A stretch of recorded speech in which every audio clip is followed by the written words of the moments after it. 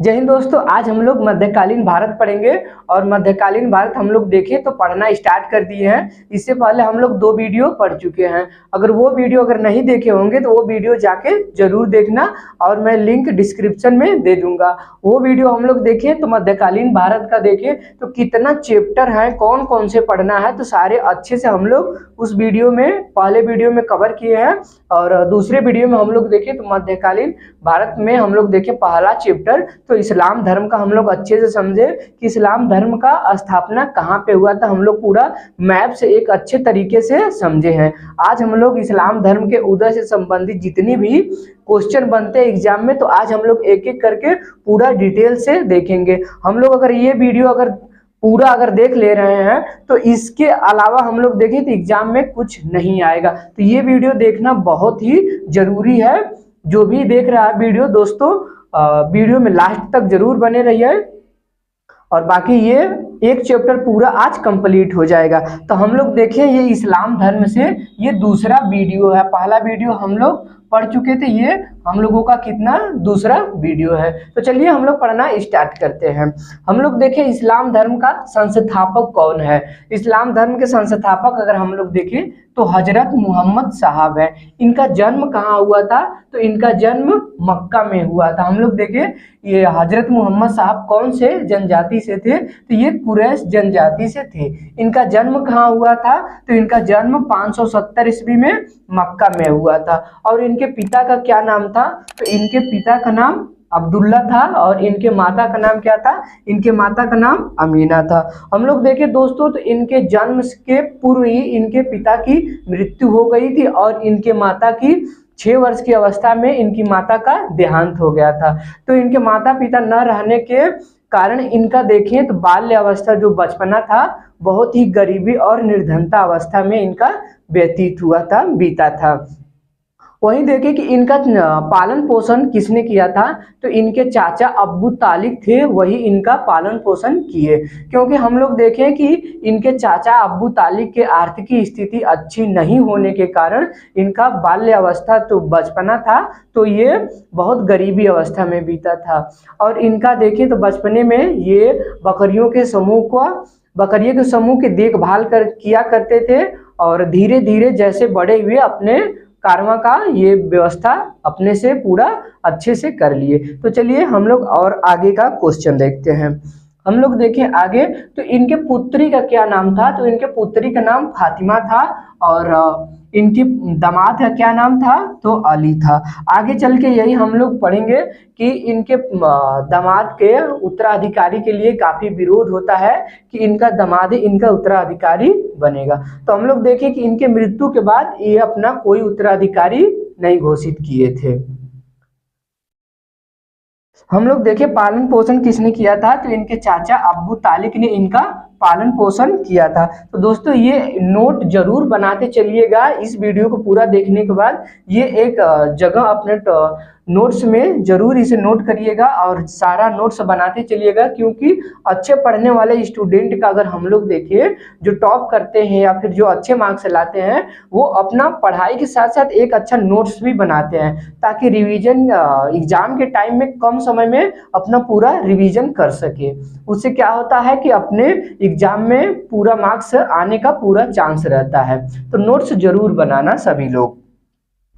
हम लोग देखें कि इनका विवाह कब हुआ था, तो इनका विवाह हम लोग देखें कि 25 वर्ष के अवस्था में एक खदीजा नामक 40 वर्षीय विधवा महिला से इनका विवाह हुआ था। और हम लोग देखें तो एक पुत्री उत्पन्न हुई थी, क्या नाम था पुत्री का, तो फातिमा नाम था।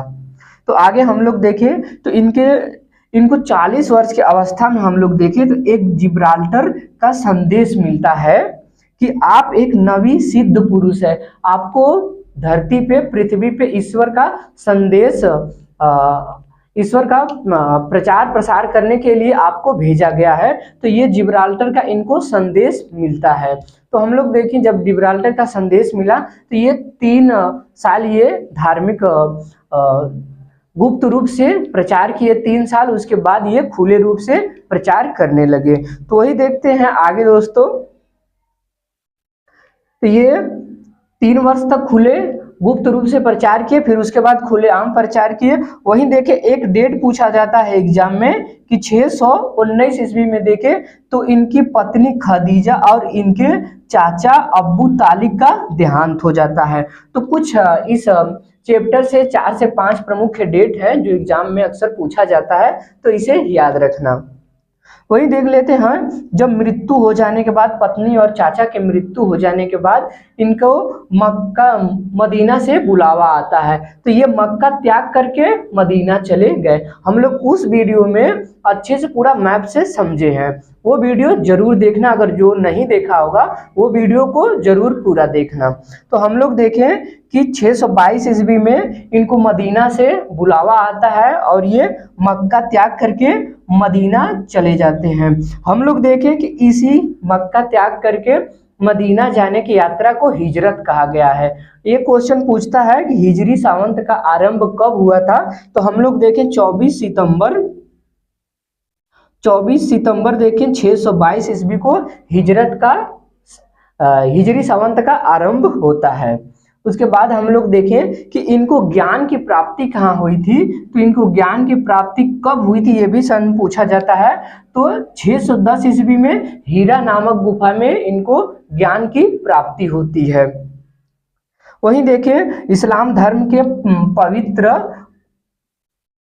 कुरान की रचना कहाँ हुई थी, तो इस्लाम धर्म के जो पवित्र ग्रंथ मानी जाती है उस कुरान की रचना कहाँ हुई थी, तो मदीने में कुरान की रचना हुई थी। और हम लोग देखें कि मदीने में ही मोहम्मद साहब की मृत्यु हो गई थी 632 ईस्वी में। 63 वर्ष के आयु में मोहम्मद साहब की मृत्यु हो जाती है और मदीने में इनको दफनाया जाता है।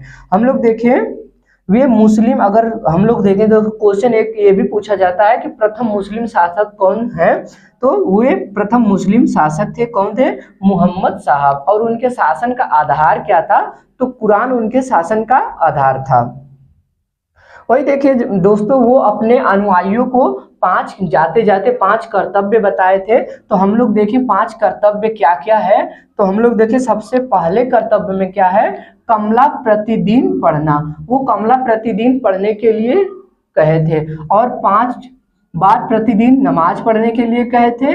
वो रोजा और व्रत रखने के लिए कहे थे। और देखें